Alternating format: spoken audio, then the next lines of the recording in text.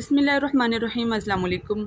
आज हम जिस टॉपिक के ऊपर डिस्कस करेंगे वो है पेरिटोनाइटिस। तो सबसे पहले हम इसकी डेफिनेशन देख लेते हैं। Peritonitis is an inflammation of the peritoneum layer and peritoneal cavity. सबसे पहले हमें इस बात का पता होना चाहिए कि पेरिटोनियम क्या है। पेरिटोनियम जो है एक्चुअल में हमारी मेम्ब्रेन होती है जो कि हमारे जितने भी एब्डोमेन के अंदर जितने भी ऑर्गन रखे हैं, सॉफ्ट ऑर्गन, उनको प्रोटेक्ट करती है, तहफ़्फ़ुज़ फराहम करती है। अगर इस पेरिटोनियम लेयर या पेरिटोनियम कैविटी वो खाली जगह है जहाँ ये ऑर्गन मौजूद हैं, या उस कैविटी के अंदर, या फिर इस पेरिटोनियम लेयर यानी जो मेम्ब्रेन है जिसने तमाम ऑर्गन को प्रोटेक्ट करके रखा है, इसके अंदर अगर इन्फ्लेमेशन हो जाए तो इसे क्या कहते हैं? पेरिटोनाइटिस कहते हैं। अच्छा, ये जो पेरिटोनियम होती है ये भी दो लेयर से मिलकर बनती होती है। एक होती है हमारे पास पैराइटल पेरिटोनियम। पैराइटल पेरिटोनियम कौन सी वाली लेयर होती है? ये वो मेम्ब्रेन होती है जो कि आउटर लेयर है, जो कि पेट की दीवार को कवर करती है। और जो दूसरी विज़रल पेरिटोनियम होती है, विज़रल पेरिटोनियम का क्या काम होता है कि जितने भी इनर ऑर्गन हमारे पड़े हैं, ये इनर लेयर होती है जो कि पेट के ऑर्गन को कवर करती है। अगर इन दोनों की इन्फ्लेमेशन हो जाती है तो इसको हम क्या कहते हैं? पेरिटोनाइटिस। उसके बाद इसकी टाइप्स की बात करें, टाइप्स ऑफ पेरिटोनाइटिस, तो हमारे पास होती है प्राइमरी पेरिटोनाइटिस, सेकेंडरी पेरिटोनाइटिस। तो पहले हम देखते हैं प्राइमरी पेरिटोनाइटिस। प्राइमरी पेरिटोनाइटिस के अंदर क्या बोल रहे हैं हमें? Occurs when blood borne organism enter to the peritoneal cavity और caused by a spread of an infection from the blood and lymph node to the peritoneum. अच्छा, इस बात का क्या मतलब है कि प्राइमरी पेरिटोनाइटिस तब होता है कि जब बैक्टीरिया या फिर कोई भी इन्फेक्शन कॉज करने वाला एजेंट जो है वो डायरेक्ट ब्लड के ज़रिए से पेरिटोनियल कैविटी के अंदर दाखिल हो जाता है, जिसे हम हेमेटोजेनेसिस स्प्रेड भी कहते हैं। और या फिर कोई लिम्फ नोड है, लिम्फ नोड के अंदर कोई इन्फेक्शन है और जो डायरेक्ट पेरिटोनियल कैविटी या फिर पेरिटोनियम तक आ जाता है, और जिसकी वजह से अगर वहाँ पर इन्फ्लेमेशन होती है तो वो हमारी प्राइमरी पेरिटोनाइटिस कहलाती है। और उसके बाद हमारे पास आता है सेकेंडरी पेरिटोनाइटिस। इसमें हमें ये बता रहे हैं कि it is the more common type of peritonitis. Peritonitis की जो है ज़्यादातर जो कॉमन टाइप होती है वो सेकेंडरी पेरिटोनाइटिस होती है। ये कब होती है? When the abdominal organ perforate और रैप्चर।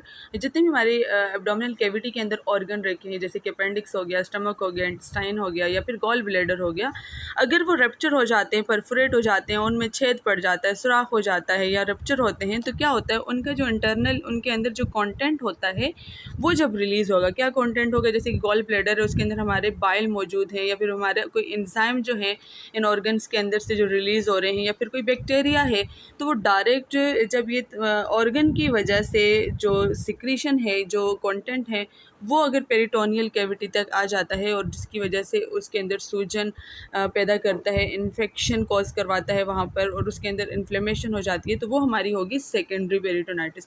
अच्छा, अगर हम साइन सिम्टम्स की बात करें तो पेरिटोनाइटिस के साइन सिम्टम में हमें सबसे पहले बता रहे हैं कि एब्डोमिनल पेन होगा, पेशेंट का पेट फूला हुआ होगा, यानी एब्डोमिनल डिस्टेंशन होगा, पेशेंट को फीवर हो सकता है, टेकीकार्डिया एंड टेकिपनिया।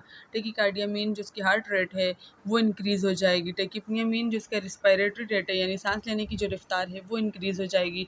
पेशेंट को नोज़िया एंड वोमिटिंग होगी, क्योंकि पेरिटोनाइटिस की वजह से डाइजेस्टिव सिस्टम के ऊपर भी इफेक्ट होता है, जिसकी वजह से पेशेंट को नोज़िया एंड वोमिटिंग हो सकती है। अल्टर बाउल हैबिट्स, तो पेशेंट के अल्टर बाउल हैबिट जो होती है वो अल्टर हो जाएगी, उसके अंदर चेंजेस आ जाएंगी। जैसे कि कभी उसको कब्ज़ हो सकती है, कॉन्स्टिपेशन, डायरिया, ये सारी चीज़ें हो सकती हैं, पेट में दर्द हो सकता है, और इनडाइजेशन, निज़ाम के अंदर प्रॉब्लम आ सकती है, बदहज़मी हो सकती है।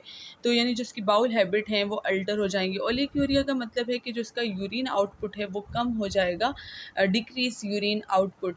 अब ओलिग्यूरिया किस वजह से हो रहा है? कि पेरिटोनाइटिस की वजह से जो कि यूरिन को बनाने वाले ऑर्गन है, जैसे कि किडनी है, उसके अंदर प्रॉब्लम हो सकती है, जिसकी वजह से वो यूरिन को कम बनाता है, या फिर बिल्कुल ही पेशाब को बनाना बंद कर देता है।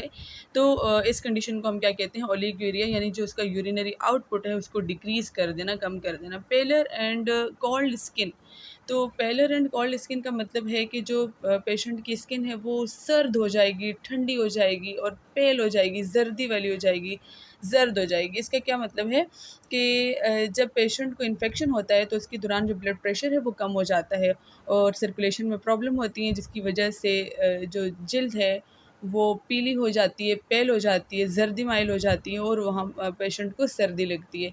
वीकनेस है, उसके बाद वीकनेस, कमज़ोरी फ़ील होती है। कमज़ोरी पूरी बॉडी के अंदर क्या होगा? इन्फेक्शन की वजह से जो एनर्जी है वो कम हो जाती है, और पेशेंट को कमज़ोरी महसूस होती है। तो ये तमाम साइन एंड सिम्टम हमारे होते हैं पेरिटोनाइटिस के।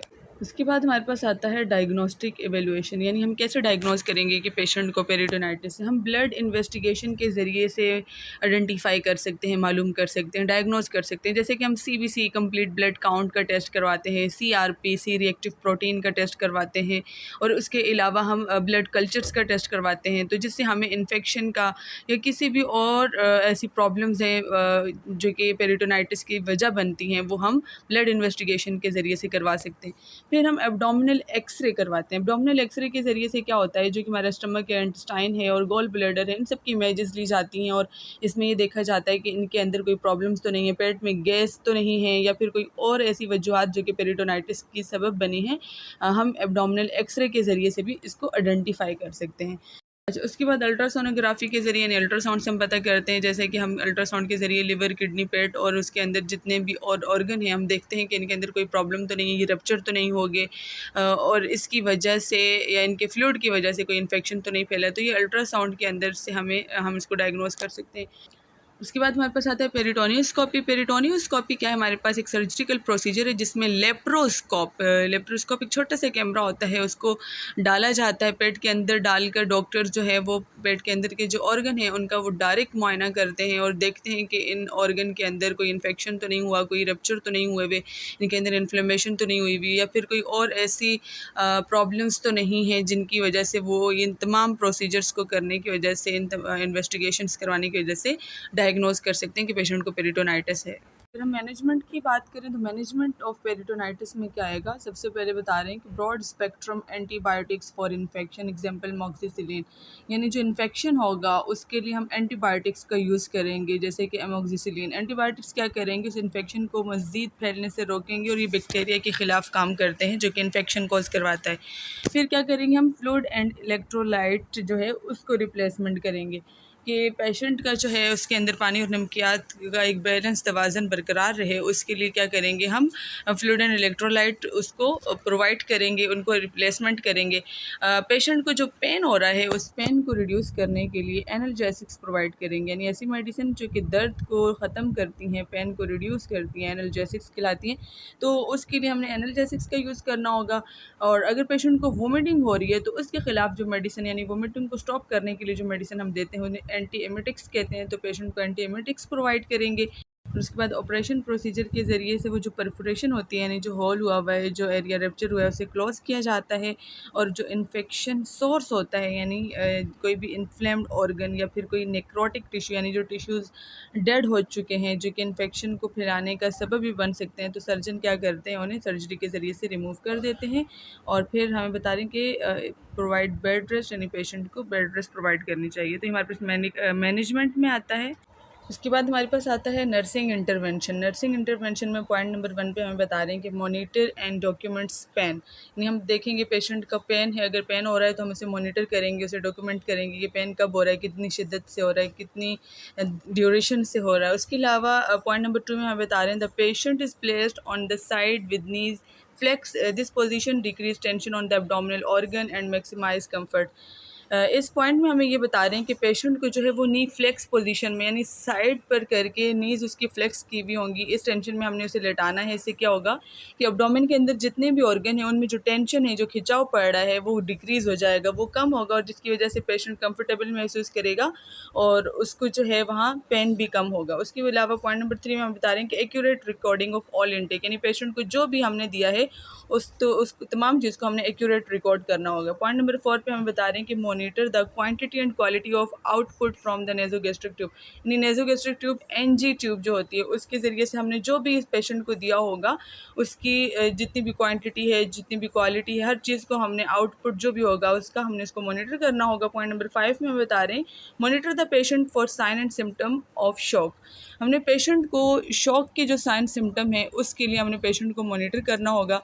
अब शॉक के साइन सिम्टम्स क्या हो सकते हैं हमारे पास, जैसे कि पेशेंट की धड़कन तेज़ हो जाना, पेशेंट का ब्लड प्रेशर कम हो जाना, पेशेंट को सर्दी लगना, पेशेंट को पेशाब कम आना, तो इन तमाम सिम्टम्स को हमने जो है मॉनिटर करना होगा, ये शॉक की अलामत हैं। उसके अलावा पॉइंट नंबर 6 में हम बता रहे हैं कि monitor the patient with bowel sound, patient के जो बाउल साउंड है हमने उनको मॉनिटर करना होगा। ये तमाम हमारी नर्सिंग इंटरवेंशन में आता है।